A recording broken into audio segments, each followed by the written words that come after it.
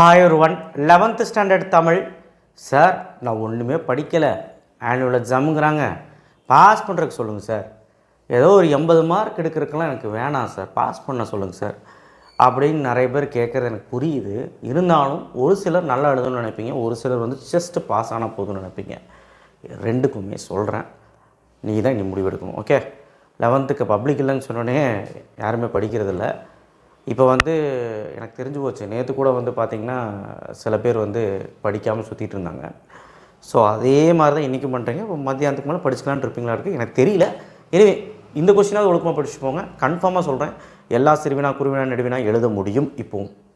And பயிற்சிக்கு என்ன பண்ணணும், திணைத்துறை அந்த அணி இதெல்லாம் என்ன பண்ணணும் எல்லாமே லைனாக சொல்கிறேன். அதை மட்டும் கரெக்டாக பார்த்திங்கன்னா வெறும் ஒரு 3 மணிக்கு உட்காந்திங்கன்னா சுத்தமாக படிக்கலாம், ஒன்றும் பண்ண முடியாது. ஒரு 3 மணிக்கு உட்காந்திங்கன்னா ஒரு 11 o'clockலாம் முடிச்சிடலான்னு வைங்க, அவ்வளோதான் இருக்குது.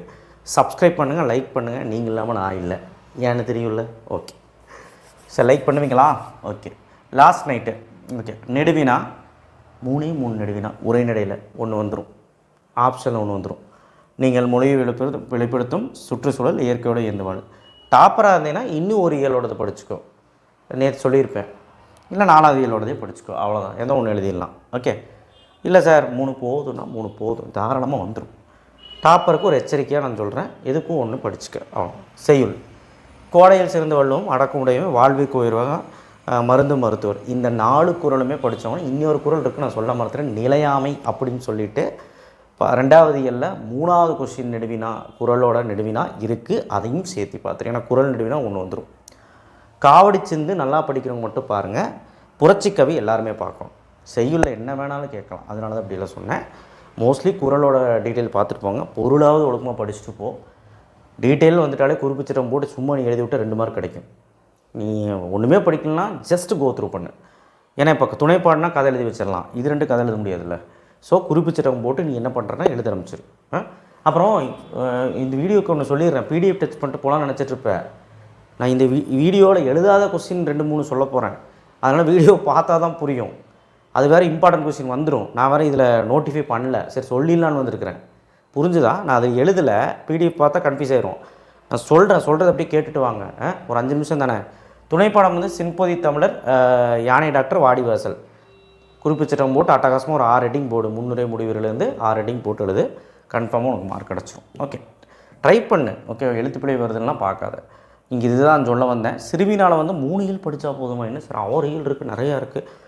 3 இயல் மொத்தமாக நான் சொல்லியிருக்கேன், அதை நீ ஃபுல்லாக படிச்சிடும். நான் இங்கே கொடுத்துருக்கிறது மட்டும் படித்தாலும் சரி, ஃபுல்லாக படித்தாலும் சரி, நான் கொடுத்துருக்க மட்டும் படித்தாலும் சரி, கன்ஃபார்மாக 2 சிறுவினா செய்யுள்ளையும் 2 சிறுவினா உரைநடையிலே எழுதிடலாம். இப்போ என்ன பிரச்சனைனா, இயல் 2ல் குறள் இருக்கு இல்லையா, அதில் சிறுவினால் ஃபஸ்ட்டு 1 5வது மட்டும் கூடுதலாக பார்த்துக்கோ, ஏன்னா அது கேட்க வாய்ப்பு இருக்குது. ஓகேவா? அது கூட முடியாதவன் இதையாவது பார்த்துட்டு போ, ஆனால் அதையும் பார்த்து நல்லது. டாப்பர்ஸ்க்கு முன்னெச்சரிக்கையாக இன்னும் ஒரு பாடம் 4வது இயல் வந்து ஃபுல்லாக பார்த்துரு. சிறுவினா ரொம்ப சூப்பராக எழுதலாம், கண்டிப்பாக எழுதலாம், நீ எல்லாமே படிக்கணும் அவசியம் இல்லை. அடுத்தது குருவினா வந்து மோஸ்ட்லி நான் 6 இயல் 5 இயலுக்கு தான் கொடுத்துருக்குறேன். ஸோ இயல் 2ல் குறளோடது 1 5 அதையும் சேர்த்து பார்த்துரு. ஸோ இதை நீ படிச்சினாலே உரைநடை செய்யுள் எழுதிடலாம். ஓகேவா? என்ன இலக்கண தேர்ச்சொல் கொஸ்டின் ஆன்சரும் பார்க்கணும், அந்த இலக்கண தேர்ச்சிக்கொள் புக் பேக்கில் இருக்குள்ள அதுவும் பார்க்கணும், ஏன்னா அதுவும் 2 மார்க்கில் சில டைம் கேட்பாங்க. ஸோ இதுவும் ஒரு 10 கொஸ்டின் கூட இருக்குது, அது பார்த்துரு. செய்யுளும் எழுதிடலாம், உரைநடை எழுதிடலாம். ஓகே, முடிஞ்சா அப்போ படிச்சுருவீங்கள.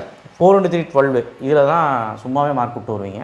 தமிழாக்கம் தருக பார்த்துரு, ஒன்று கண்டிப்பாக வந்துடும். எல்லாம் ஒரு லைன் தான், மனப்பாடம் பண்ணிட்டு போயிரு. பேஜ் நம்பர் கொடுத்துருக்கேன், பார்த்துரு. 4 மார்க் அடிச்சிடலாம். நயம் பாராட்டுக்க சும்மா எதுகை மோனை இயல்புனா என்ன, இந்த 3 மட்டும் பாரு. மைய கருத்து அப்படியே அந்த பாடலுக்கு ஏதோ ஒன்று எழுதிவிடு, பாடலை பொறுத்து எழுதி விடு. 4 பாயிண்ட் எழுதினா போதும். பேஜ் நம்பர் 74 7 8 கொஸ்டின், இந்த கொஸ்டின் வந்துட்டுருக்குடா, பார்த்துருங்க. ஓகே. அப்புறம் அணியெல்லாம் படிக்க முடியாதுங்கிறவன் ஒன்றும் பண்ண முடியாது, இது 3வது பாரு. பழமொழி கேட்குறாங்க, பழமொழி வாழ்க்கை நிலவும், அது கதை எழுதிக்கலாம். பழமொழி ஏதோ கொடுத்துருவாங்க, அதுக்கேற்ற மாதிரி ஒரு கதை எழுதணும். டெஃபினிஷன் எழுதி தான் கதை எழுதணும். டெஃபினிஷன் வந்து தெரிஞ்சால் எழுது, இல்லைனா ஏதாவது ஒன்று ரிலேட்டடாக எழுதிட்டு கதை எழுது. 2 மார்க்காவது விடுவோம், 4 மார்க்கு. நல்லா எழுதுனா 3 4 எழுது. ஓகேவா? சரி, அணி படிச்சின்னா 3 எழுதிடலாம். பாரு, அணி பாரு, வேற்றுமேனி ஊமேனி சொல் பின்வரணில் பிரிது மொழிதரணி. இந்த 4 அணியாவது பார்த்துட்டு போ. டாப்பர் 5மே பாரு. ரொம்ப முடியாத 4 அணியாவது பாட்டு. அணினா என்ன? அணி விளக்கம், சான்று, ஒரு குறள் எழுதணும். அதுக்கப்புறம் லாஸ்ட்டில் வந்து அணி பொருத்தம், அந்த எக்ஸ்ப்ளனேஷன் எழுதுனா 4 மார்க் கிடச்சிடும். ஓகே, அடுத்தது கருத்து படத்தை புரிந்து கொண்டு எழுதுக. இது பேஜ் நம்பர் 131 இருக்குது, தயவுசெய்து பார்த்துட்டு ஒரு ஃப்ளோ சார்ட் மாதிரி கொடுத்துருவாங்க. சில டைம் தான் கேட்பான், பார்த்துக்கோ. திணைத்துறை நான் எழுதலை, அது பார்க்கணுன்னா பாருங்கள். திணைத்துறை அது வந்தால் வரும், இல்லைனா வேண்டாம். மீதி இருக்கிறத நீங்கள் படிச்சினாலே 3 எழுதிடலாம் இந்த செஷனில். இலக்கண தேர்ச்சிக்கோள். இலக்கண தேர்ச்சிக்கோள் வந்து பார்த்திங்கன்னா இது ஏன் நான் கொடுத்துருக்கேன்னா 2 மார்க் கேட்குறாங்க. 7x2 14 பயிற்சி இருக்குல்ல, அதையும் கேட்குறாங்க. ஸோ அதனால் இதெல்லாம் நீங்கள் பார்த்தாகும். Okay right. இப்போது பிரச்சனை என்னென்னா, சில டைம் இப்போல்லாம் என்ன பண்ணுறாங்கன்னா 4x3 12 இந்த செக்ஷன் இருக்குல்ல, இந்த செக்ஷனில் வந்து அலகிடுதல் கேட்குறாங்க. அலகிடுதல் நாலேஜ் இருந்தால் பாரு, இல்லைனா விட்டுரு, இதே போதும். ஓகே. 7x2 14 பயிற்சி. கலை சொற்கள் எல்லா ஏழையும் பார்த்துட்டு அப்புறம் 2 மார்க் கிடச்சிருமா. இலக்கண தேர்ச்சிக்கோள் கொஸ்டின் ஆன்சர் ஒன்று வந்துடும். அதுலேயும் ஒன்று வந்துச்சா, 2 ஆச்சா. புணர்ச்சி 7 எழுதணும். ஒரு 10 கொடுத்து 7 எழுதணும்னு நினைக்கிறேன், தெரில, பார்த்துக்க. 9, ஆமாம் 9 கொடுத்து 7. புணர்ச்சி வந்து இந்த புணர்ச்சி பேஜ் நம்பரோடு கொடுத்துருக்கேன் பாரு, இதை மட்டும் பார்த்தா ஒரு புணர்ச்சி எழுதிடலாம். அடுத்த பகுப்பது உறுப்புடன் பேஜ் நம்பரோடு கொடுத்துருக்கேன் பாரு, இதை மட்டும் பார்த்தா ஆன்சரும் அதிலே இருக்கும். இதை மட்டும் பார்த்தா அதுலேயும் 1 எழுதிடலாம். அப்போ இதில் 2 மார்க், இதில் 2 மார்க்கு, மொத்தம் 4 அட்டன் பண்ணிடலாம் பாரு. கலைச்சொற்கள் 1, இலக்கண தேர்ச்சிக்கோள் கொஸ்டின் ஆன்சர் 1, புணர்ச்சி பகுதி 1, இதில் 4 ஆச்சு பாரு. அதுக்கு தான் நான் புணர்ச்சியும் பகுதி உறுப்புகளும் படிக்கலான்றேன். ஓகே.